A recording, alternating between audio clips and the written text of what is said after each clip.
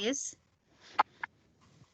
Right, good afternoon. Welcome all to Recovery and Future Generations Policy Development Committee.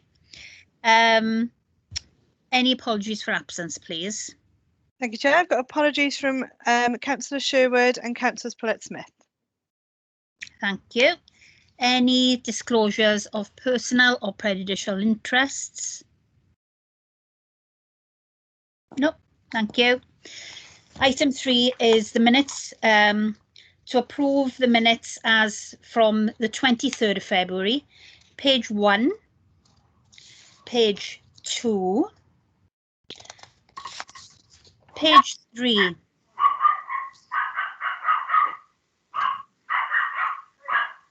Can we mute, please?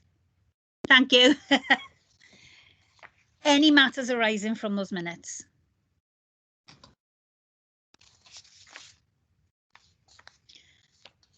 Thank you. And then we'll move on to item 4, the update on the recovery plan. Good afternoon, Adam. Good afternoon, Mandy. Welcome. Councillors. Is this with you? Yes? Yeah, I'll do a verbal one. It'll be a relatively quick one, if that's all right, Mandy. But I think going forward, what I will do is I seem to be reporting to a number of different bodies, so I'm just trying to get the flow right, really, for this update. So when I'm sending through to scrutiny, I'll do a similar paper for here, so that you've at least got something that you can read and see how things are progressing. And probably start to identify. We had a pre-meeting for one of the other meetings that we were holding, and I think what we need to do is scope out of the Achieving Better Together what this committee can actually add value and do. So and I think if I bring that to hopefully the next meeting in terms of an update, and also what's the ask of the committee may probably be helpful. But I'll give you a quick whistle-stop tour around what's been happening. Some of you may well have heard this before, if you because there's some of the same faces that sit on some of the other committees. So, but we'll see how we go. So, so since October, when the Achieving Better Together was adopted by the council, we've not stood still. Although we have still been in a COVID response mode, we have continued to work on the plan. And what it has done is given us a new opportunity to have a look at the governance of how it all flows through the council. Because what we didn't want to do is make an industry that creates a lot of new bodies. So we've refocused. So we still have the same work streams as previously. But we've redefined the higher governance into an area which is a steering group, so an organisational cross-cutting and transformation steering group. So it's a full title, but it depicts exactly what it does in terms of cross-cutting, making sure that all the work streams can interact, so there's no duplication and we know what each other's working on, so that we can actually see those synergies across the council as a cross-cutting, and also becoming the transformation. So you'll remember the 3 phases that we go through in terms of, first of all, we remobilise. That is where we are, and that is looking at how we're moving forward from a COVID world that has kept us in lockdown into a living with COVID world that becomes a business as usual living with COVID, and that's remobilised, taking us into refocus. The refocus is, how do we live with COVID? How do we look at this new world and get all the opportunities? How do we look at things like the Local Government and Elections Act and bring that into it? And how do we make sure that we're ready for this new world in terms of what's our staff and agile programme for the future? Are people still going to work from home? Or will there be more of an agile basis, or will we return people back from the office? So that's the next phase, and then so that's the refocus. Then we move back to the reshape, and the reshape comes after 2022. when we've got the election through, we know what the new administration is, and then we look for the transformation program at that point. So they're the three phases. So that's why that becomes then the transformation steering group as part of that, so that we have that continuation. Above that, we have the recovery, reshaping and budget strategy board, because no matter what we do in the organisational cross-cutting and transformation steering group with the work streams, we need to be able to make sure that it helps to reshape, make sure we maintain that recovery, because we will, as we've already seen, we saw in December a step back in terms of COVID, back into response mode, and then we look for recovery again. And we know there are going to be other peaks and troughs as we recover out of this initial lockdown. So again, that reshaping, that recovery board has to look at that in that bigger picture, not only as a council, but also things like Brexit and other areas that are affecting the council. And then we look at the budget, because one of the things that we've had to refocus is what we do with the medium-term financial plan. So we've managed to set a balanced budget for the next financial year, which we're only a day or so away from. And then we've set a medium-term financial plan for the next 3 years after that. But of course, within that, lots of things will change. So in order to give it the gravitas that it needs, the leader will chair the board, and the deputy leader, Andrea Lewis, will chair the steering group. The board will be supported by the chief executive, and I'll be supporting the steering group and the board in equal measure to make sure that everything flows through as it needs to.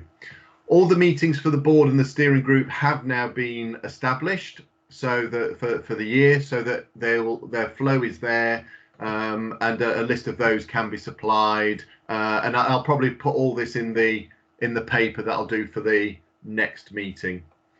All the dashboards and reporting structures are now in place and have reported to both the board and the steering group.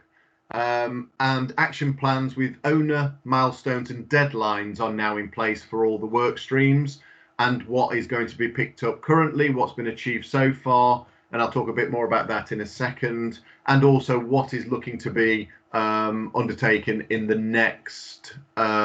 next period. All terms of reference have been agreed for all the board work streams and the steering group, so there is a clear governance part now with regard to everything that's taking place.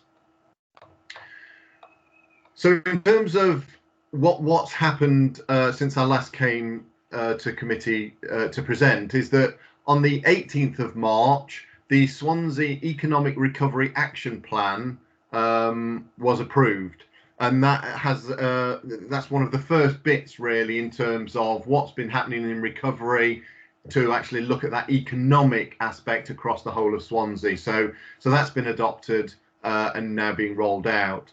The Welsh Housing Quality Standard Capital Programme compliance reported to the council, again looking at how we're looking after the housing stock and making sure again during this difficult time that continues. We've produced the home working during COVID document, which is all about claims, how people can get reimbursed for certain pieces of kit. It talks about communications sent out to all staff on display screen equipment, working at a desk, working remotely, looking at the risk assessments, trying to keep all our staff secure and safe while working away from the office. We undertook a staff survey to gauge staff feeling on their current working arrangements, and over 80% were satisfied and happy with their current working arrangements in this agile world that we find ourselves. And then briefing notes have been sent to all managers relating to the DSE, the display screen equipment assessment, training and purchasing equipment, so they can support their workforce throughout this period. And again, if there are any difficulties, then they can report them through, know how to report them or where to seek help from if people are suffering anxiety or stress or or just difficulties because of their home environment. A workforce and organisational development strategy outline plan has been completed, and that is now just being processed through internally, so that we're putting meat on the bones, so that we have a better plan for the future. And an agile policy has been presented to CMT, and that is scheduled to do the rounds of leadership teams, some workshops, and scheduled for a PDC in the near future to be able to work that up into a more current programme. In terms of the performance and achievements today, so some of those are the achievements. We currently have 128 actions that are currently being worked through the work streams. 104 of them are green and on target, these were as reported to the last board. We have 13 at amber, and we only have 1 at red, with 11, some of those I've already mentioned, already being completed as part of the initial remobilise phase. The amber is just a risk of slipping, so it's being picked up currently, so it's just for visibility. The one red risk that we've got, although it's a red risk, isn't of major concern, but it is slipping from the timeline, and this is to do with improving the standards of private rental sector and social rental sector. So it's the HMO, Houses of Multiple Occupation Licensing Policy. This is really as a result of the environmental health officers being taken from their substantive roles to support the COVID response in terms of disease control and the Test, Trace and Protect programme, of which the environmental health team have quite a major role. So it has meant that they haven't been able to be proactive in some of their inspections, so some work has continued, but there is currently working with housing and environmental health, looking at how that programme can be adapted to become back on track. So there is a recovery plan for that service being prepared currently, and they're looking to recruit additional officers that will help support and get that back to business as usual.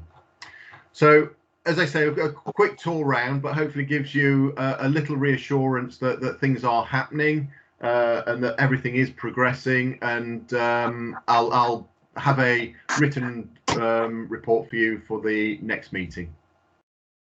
Thank you, Chair. Thank you, Adam.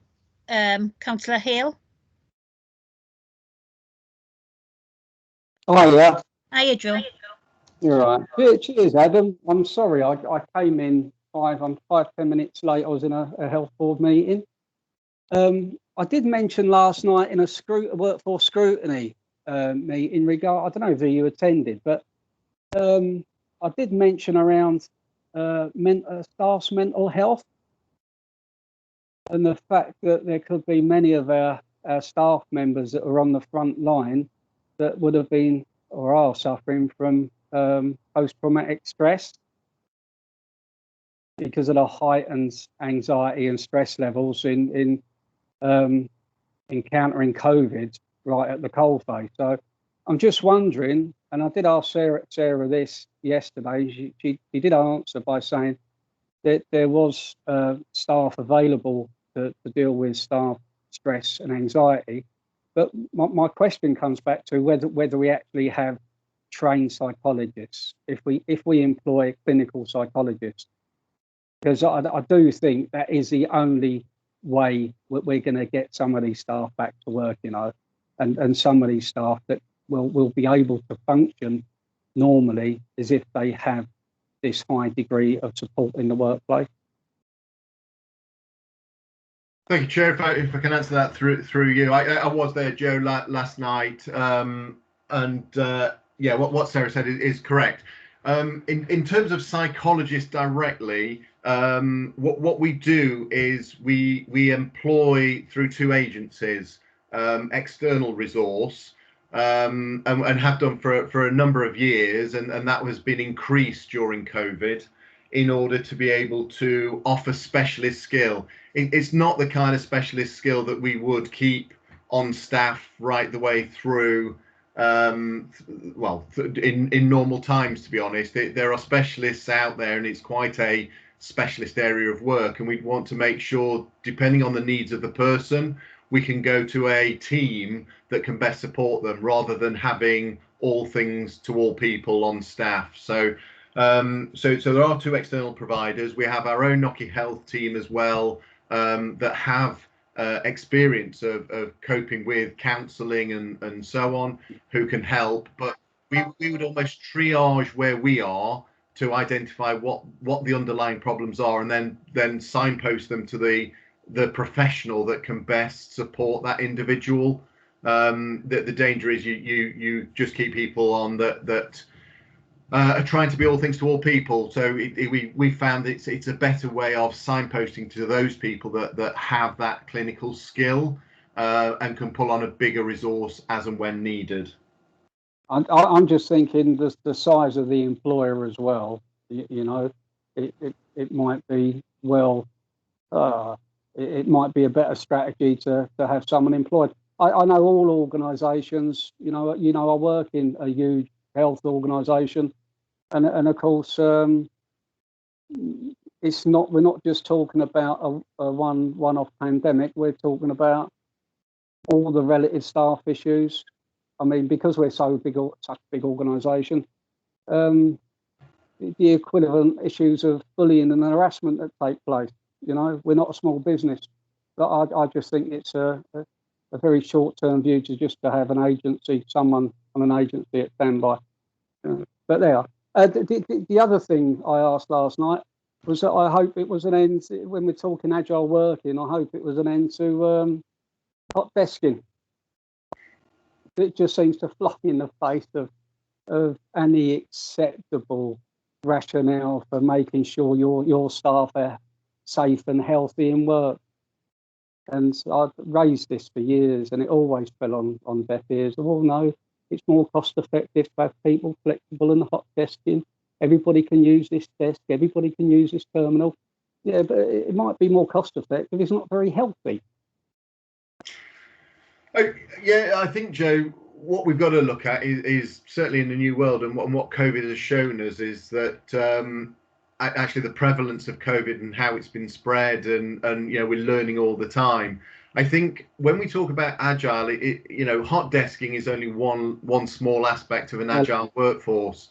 Some of that could be working at home, but we don't think twice about going into a coffee shop and having a coffee and sitting down at a table that somebody else has sat at. We don't stop to think about the restaurant who ate just before we did. We do now, Adam. Yeah, and that's what I say. So we're in a new area now, and one of the things that we've got to look at is that we are looking at agile, and we're looking, what does that mean moving forward? So is it that actually agile could be that people could work from home and work from work, or they could work from a coffee shop, or they could work from a different site completely at different times of the week. So what we need to do is just take a breath and a step back and say, okay, what does agile mean for us today in this world? And how are we going to cope with that moving forward? What's the transformation of the council? And actually, if people are safe, secure, working from home, perhaps that's part of the answer. Perhaps, we have seen a mixture.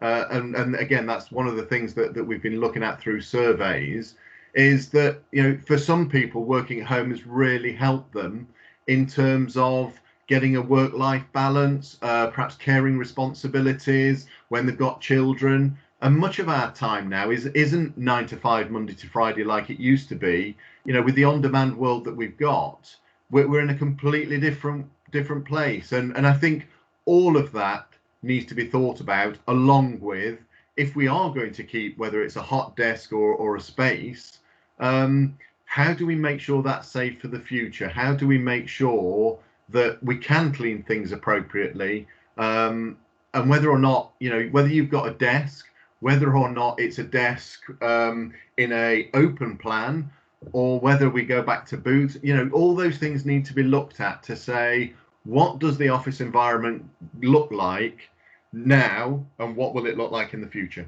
Let's hope it's an end to open planned offices as well.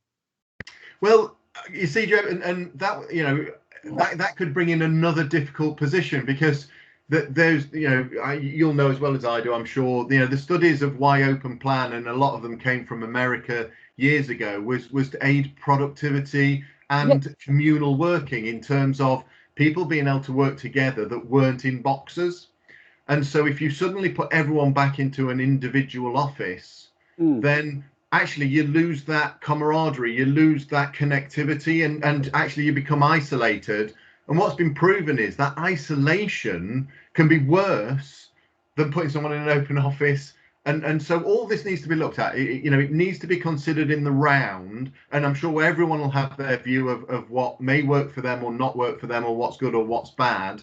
What we need to back it up with is the scientific evidence of showing what works, what doesn't work, what's good, what's bad, and then bringing all that together, and then having the debate when we've got all the information in front of us. But the best way to get rid of people in an open plan office is for the first person that goes back in, or the first people to go back into an open plan, one person will sneeze and you won't see anybody else for the rest of the week. Guarantee you. I can't add to what I've said, really. You know, the evidence is, you know, the NHS did quite a big, as you know, thing on, you know, sneeze into a hanky, screw it up, put it in the bin, wash your hands straight afterwards. You know, that seemed to have worked, and I think we're in danger of going into probably a planning of the health and well-being of the future, rather than the achieving better together strategy. If you look at the rates of transmission in the local health service over this pandemic, I think it was 10 times that it was in the communities. At least. I've seen the figures, Adam. Yeah, and I think what you may need to look at there, and I don't have those figures, but it's what's the underlying issue around that? Was it that they didn't have appropriate PPE? Was it that they didn't isolate in certain areas? You know, I'm not here to comment on the health service. You know, they had to do their thing. What I can say is that the actions that we've taken as a council have safeguarded our staff, and we've been supportive of our staff in the ways they need to work in order to limit any transmission across council staff, and even in those that are front facing, those that are in vehicles, on refuse, we've seen low transmission in those sorts of areas through the actions that we've taken. So, you know, it wouldn't be for me to tell the health service how to operate, but if they want to learn from any good practice, I'm always happy to share. No, I was just trying to make the point, Adam, that in the health service, we actually opposed, the trade unions actually opposed the implementation of open plan working in Morriston Hospital with the new build. And we were successful because there's clinicians that have a huge say in our health service, still have a huge say, not just corporate executives. It's very much reliant on clinician input. And they said it would be detrimental to the health and safety and well-being of staff to work in open plan offices. And of course, confidentiality issues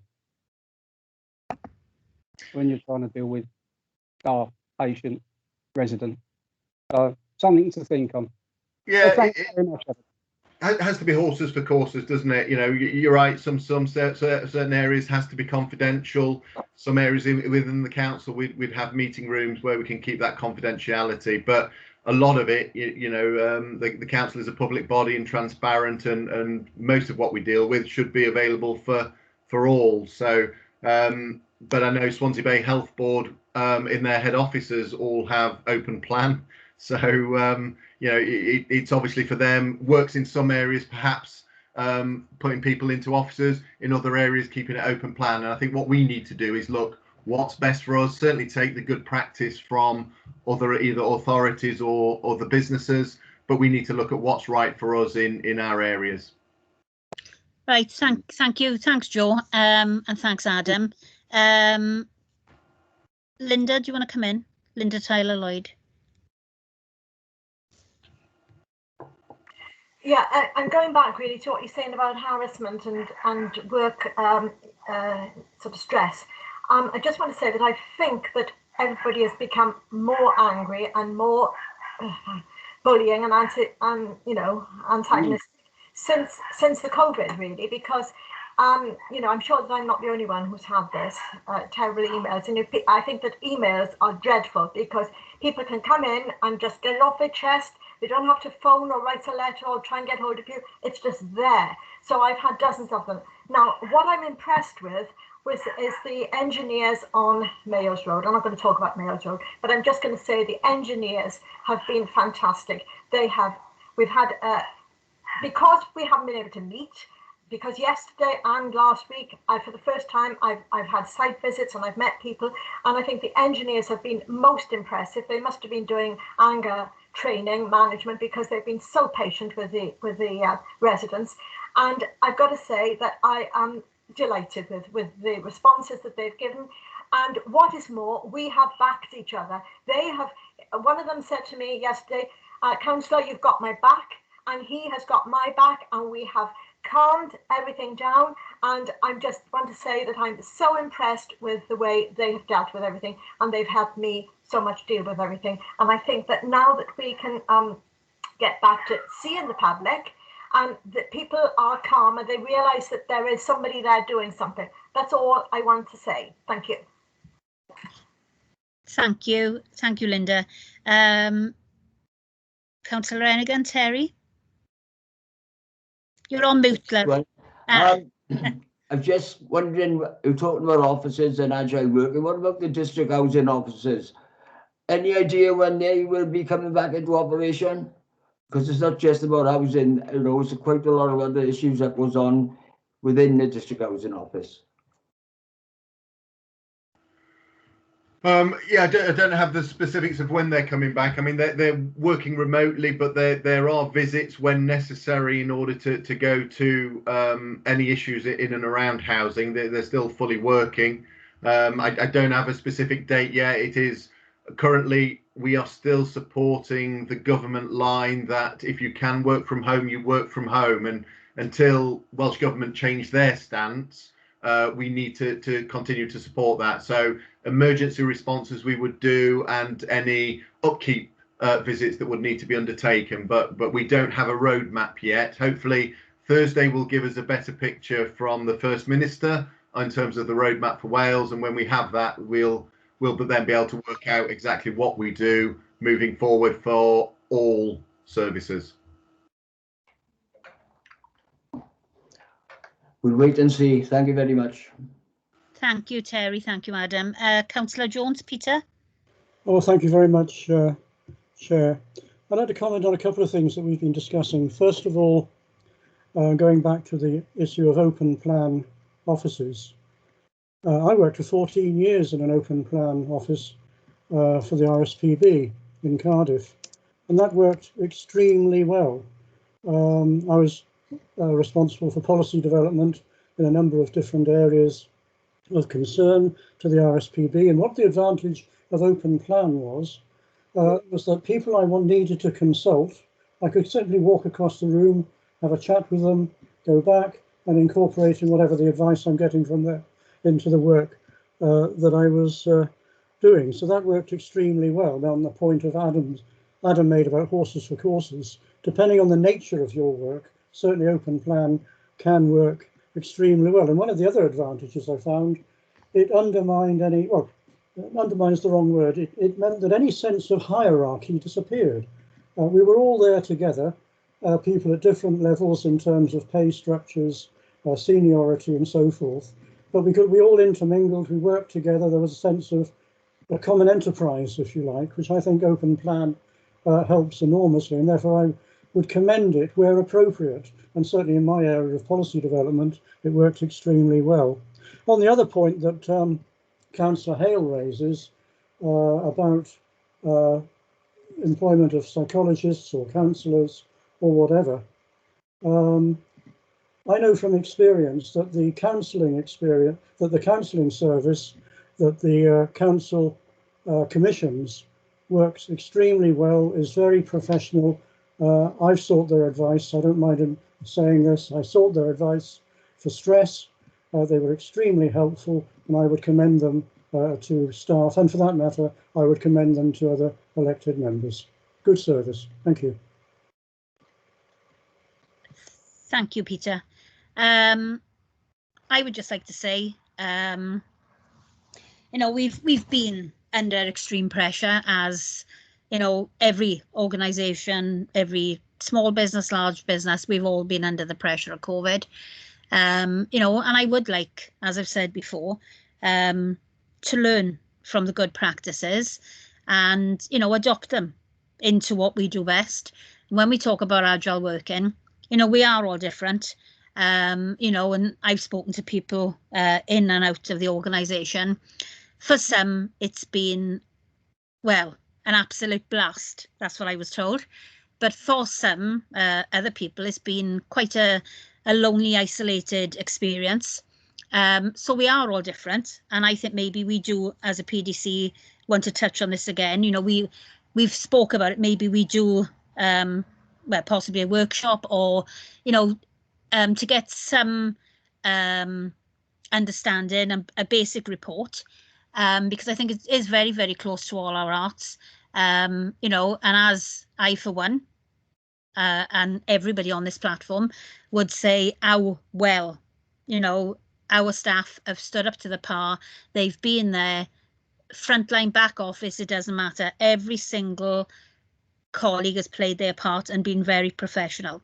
So I would say we've got a duty to, as we recover from COVID, to adapt, you know, our processes and our policies, you know, to continue working with our staff and kind of ticking the box for every single need and demand that's out there. So we all know in a real world, some are quite happy to work from home because it suits their childcare or their caring needs. And other people, it's giving them a different domain where they feel very isolated. So I, for one, I'm quite happy to explore this because I've got an interest in this as well. And maybe this PDC is one to take a few basic agenda items from agile working, as an example, and do quite a bit of work on it. Joel, do you want to come in? Councillor Ale? Yeah, only on that. Sorry, Adam.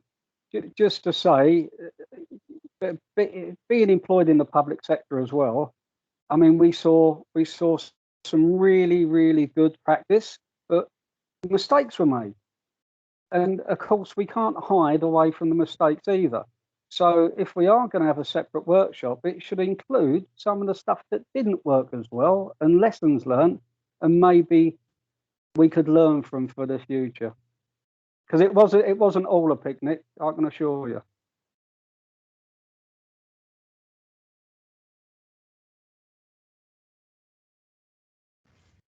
Thanks, Joe. Adam? Yeah, thanks. Just a couple of points that you made, and I know it's partly semantics, but I think it's important. You talk about recovering from COVID. We're not going to recover from COVID. What we're going to do is learn to live with it. And it wasn't to sort of split hairs on that. It was just to say, don't be, you know, every opportunity we get, we need to just remind everyone that yes, we've got vaccinations. Yes. You know, things are going better. We're seeing, you know, the R number is still below 1. It's actually something we're going to live with. You know, we're now talking about 70-plus-year-olds will potentially have a booster heading towards winter. So this isn't something that's ever going to go away. So it's just, once you talk about recovering from it, it's almost like actually we're just going to move on, and we never will. So it is about how do we live with COVID and work with COVID moving forward. The other thing about the isolation, and we mustn't lose sight that this wasn't an isolation in terms of just work. This was an isolation in terms of home life, family, childcare, loved ones, care homes, shopping. You know, this was an extreme of isolation. And actually, one of the surveys that we've undertaken is that actually it's that part of the isolation that's even worse, because in work we could all, we made sure there were regular check-ins with staff. We did coffee mornings virtually. We did if anyone was feeling stressed or anxious, there was a network that they could get then in touch with. We had befrienders sort of that would get in touch with people if they knew there was at a low ebb or a particular challenge. So there was lots happening from a work, but it was the rest of it. The fact that you couldn't just go to the coast or just walk into town or get a bit of respite going for a coffee or meeting your friends in the park, none of that could happen. So again, when we talk about agile workforce or what's the future, you're right, a number of people struggled. The evidence that we've got is that actually lots of people didn't, but a lot of those that did was because they weren't just isolated at work, they were isolated at home from their loved ones. And virtually, that actual hug that people would have when they meet a loved one, a family member or so on, they couldn't do. And it's that physical contact, that actually being in somebody else's house, that different environment. That may be different in the future. If we can, the coffee shops eventually will reopen. We will find that shops will reopen. We'll hear more on Thursday from the First Minister in terms of what that reopening's like. That gives you more of a balance in your life, which means that you do suddenly have people you can turn to and talk to. People will in time be able to come and sit in the house with you or in the garden, and you can share your woes, worries, or just your pleasures and enjoyments of life. So it was an extreme, and we mustn't lose sight of that. The isolation isn't just a work isolation when we look at what agile or the future of a working environment is. So, and taking the point of lessons learned, I think Joe made a very good point. Is you're right. We can all learn from the good points, that what went well. But what we can learn even more from, the first thing of change management is learn from your mistakes, because that's where the greatest part of learning is. If we got it right first time, every time, there's not a lot of learning there. So what didn't we get right? How did we adapt it? And what came out the other end? And the only other thing I'd ask for the PDC is that we don't just look at ourselves. We look at other partnerships that we have, other partners, because one of the real strengths, I think it's fair to say, is how the community came together, and about how the different agencies that wouldn't normally interact perhaps as well as they have suddenly opened doors, gave access to staff, equipment and people and all kinds of financial and human resource that normally we don't get anywhere near. And I think that's very important, that the lessons are more learned from where things went wrong than where they went right. We got a lot right, but there were some things that we had to really develop on the hoof because there was no precedent for it, and we had to adapt it almost daily in order to get there. Thank you, Chair.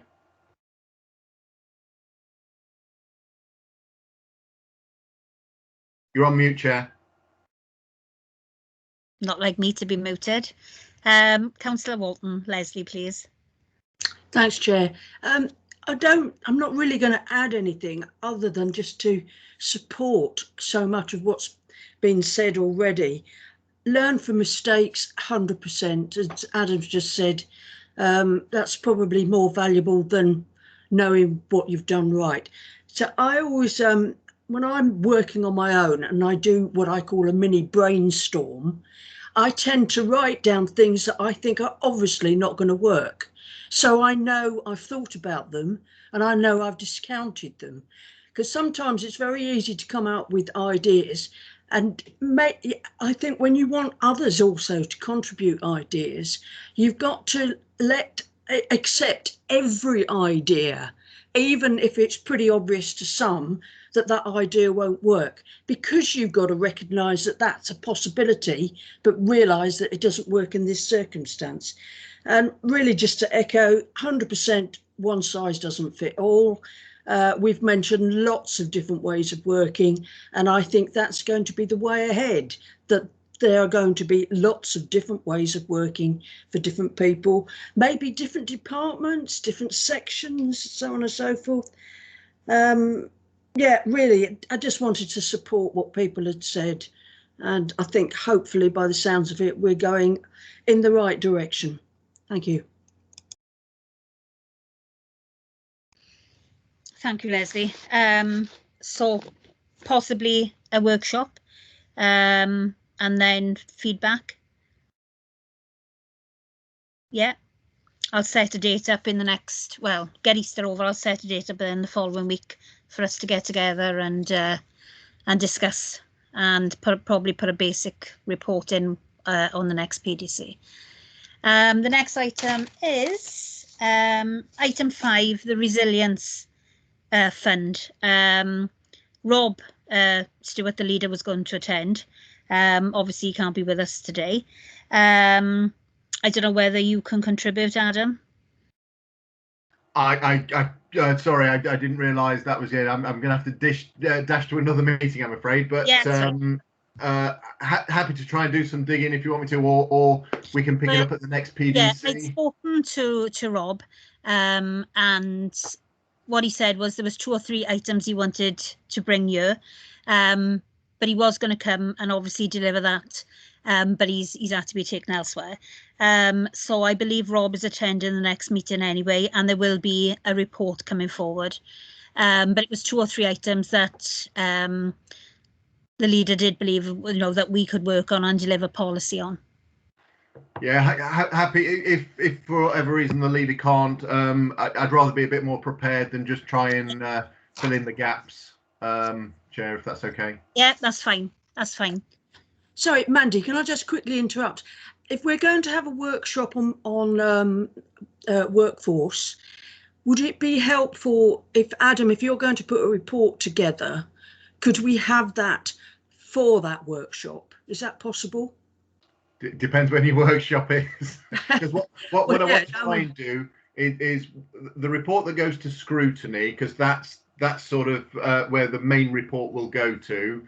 I would then adapt that to then come to here for this. I think what would be useful, because we need to be careful, because the workforce group met last night, and you're going to be in danger of doing what they're doing, and that's what we went through, and Joe was alluding to earlier as part of his conversation. So I think what probably for this PDC is that transformation aspect of the workforce, perhaps looking at where we're going next as we move from remobilize to refocus. What are we doing to refocus on that transformation?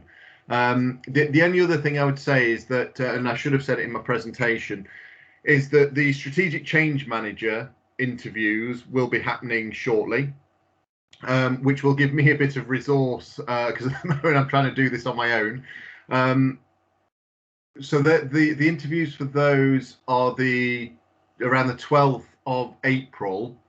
So if we can get them in post, they'd also be able to support that workshop and anything going forward. So it'd be good if it could be back end of April, if possible, and hopefully that'll time with the scrutiny report, and then it means I only need to do one job at a time.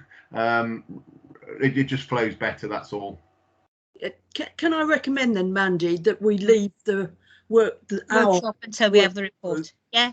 Afterwards, because then we've got something to you know what I mean.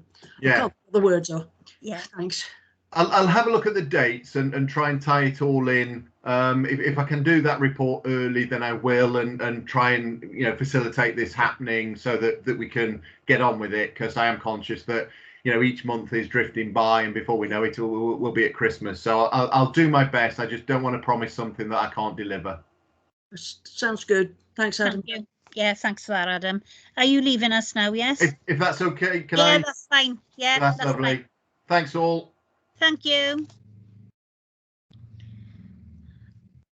The only item we have left today is the work plan. I should have met up with Lee Weenham on the co-production. Obviously, we have got work plan.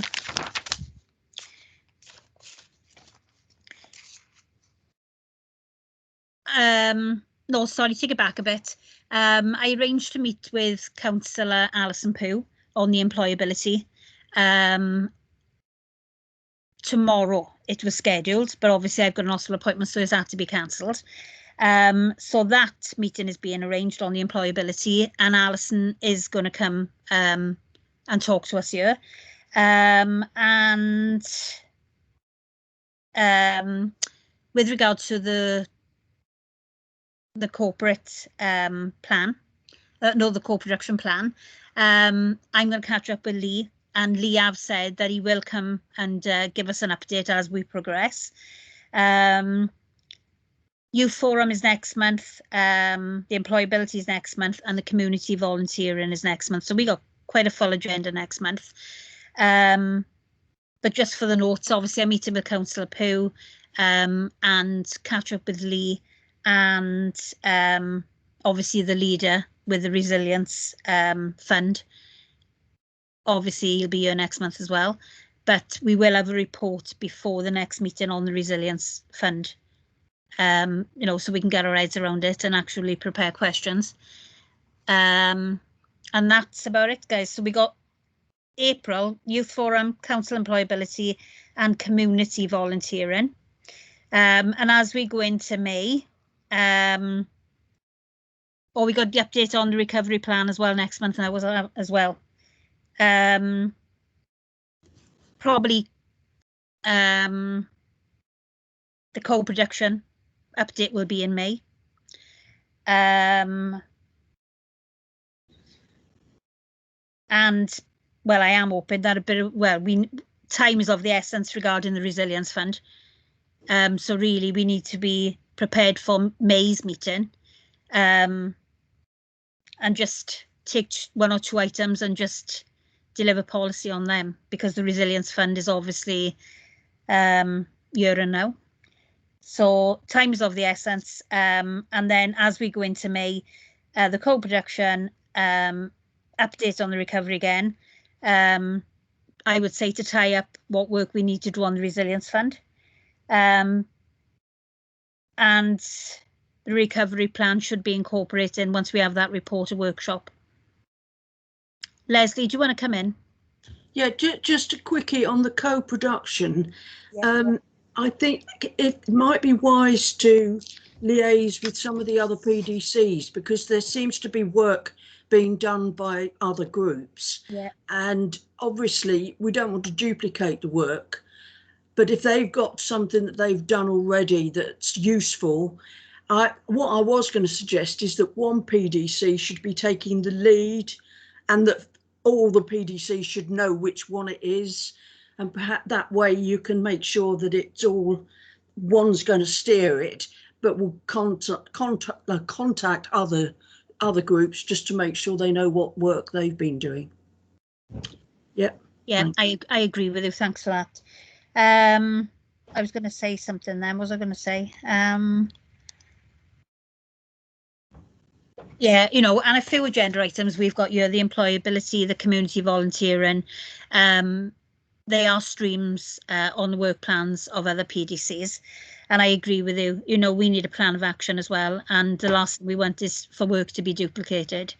We want to do as much as we can, as quick as we can. Did you catch that, Kate? Yeah, sorry, Chair.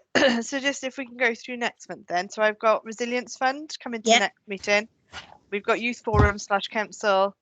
And are we keeping employability and community volunteering on there for now and seeing what the other PDCs are doing?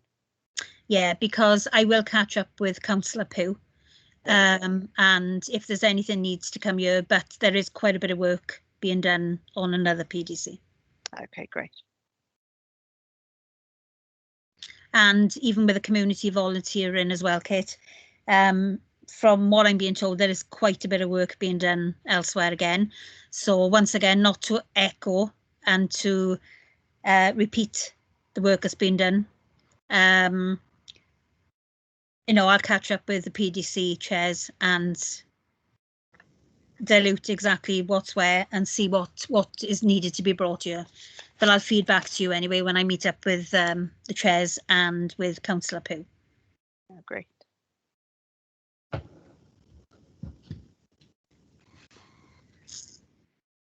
Anything else, guys?